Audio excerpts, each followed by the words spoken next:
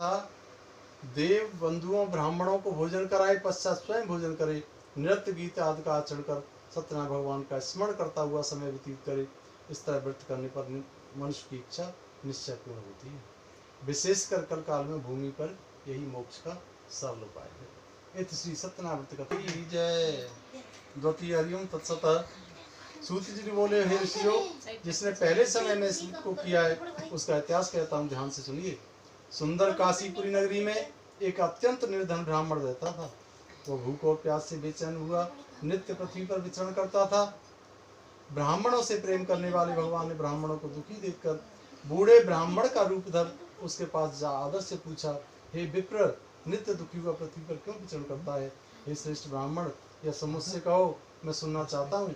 ब्राह्मण बोला, मैं निर्धन ब्राह्मण हूँ, भिक्षा के लिए पृथ्वी पर रहता हूँ। हे भगवान, यदि आप इसका उपाय जानते हो तो कृपा करके मुझसे कहो। वृद्ध ब्राह्मण बोला, सत्यनारायण भगवान मनोवांछित फल देने वाले हैं, इसलिए ब्राह्मण तू उनका पूजन कर, जिसके करने से मनुष्य सब दुखों से मुक्त हो जाता है। ब्राह्मण को व्रत का सारा विधान बतलाकर बूढ़े ब्राह्मण का रूप धारण करने वाले सत्यनारायण भगवान अंतर्ध्यान हो जाते हैं। जिस व्रत को वृद्ध ब्राह्मण ने बतलाया मैं उसको करूंगा। फिर निश्चय करने पर उस रात में नींद भी नहीं आई। वह सवेरे उठा और सत्यनारायण का स्मरण करता हुआ भिक्षा के लिए चला। उसको भिक्षा में उस दिन से बहुत पैसा मिला और सत्यनारायण आकर के उसने सत्यनारायण को उत्तम व्रत किया। इसके करने से ब्राह्मण सब दुखों से छूटकर अनेक प्रकार की संपत्तियों से युक्त हुआ। उस समय में ब्राह्मण हर मास व्रत करने लगा। इस तरह सत्यनारायण भगवान के व्रत को जो भी करेगा मनुष्य सब दुखों से छूट जाता है। इस तरह नारद जी से नारायण का कहा हुआ व्रत मैंने तुमसे कहा। हे विप्रो, और क्या कहूँ? ऋषि बोले, मुनीश्वर, संसार में इस ब्राह्मण से सुनकर किस किसने इस व्रत को किया वो भी हम सुनना चाहते हैं, कृपा करके हमारे मन में श्रद्धा है, बताएं।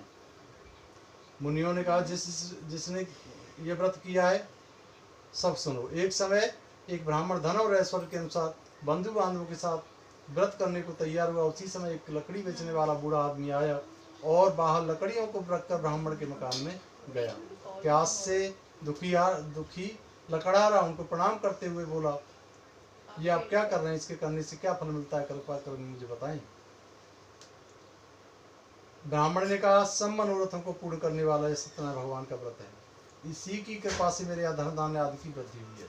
ब्राह्मण से इस व्रत के बारे में जानकर लकड़हारा बहुत प्रसन्न हुआ और चरणामृत ले प्रसाद ग्रहण करने के बाद अपने घर को गया। लकड़हारे ने मन में इस प्रकार का संकल्प किया कि आज नगर में जो भी लकड़ी बेचने से मुझे धन की प्राप्ति होगी उसी से मैं सत्यदेव का उत्तम व्रत करूंगा। यह विचार कर बूढ़ा आदमी अपने घर गया। उस रोज वहां लकड़ियों का दाम पहले दिनों से 4 गुना दूंगा। तब बूढ़ा लकड़हारा दाम ले अट प्रसन्न हो पक्के केले की शक्कर, घी, दूध, दही, गेहूं का आटा इत्यादि सत्यनारायण भगवान की कुल सामग्रियों को लेकर उन्हें पूजा करने गया। फिर उसने अपने भाइयों को बुलाकर विधि के साथ भगवान जी का पूजन कराया। उस व्रत के प्रभाव से बूढ़ा लकड़हारा धनपुत्र आदि से हुआ, संसार के समस्त सुख भोग कर अंत में वैकुंठ धाम को गया। बोलो श्री सत्यनारायण भगवान की जय। श्रीमन नारायण नारायण नारायण।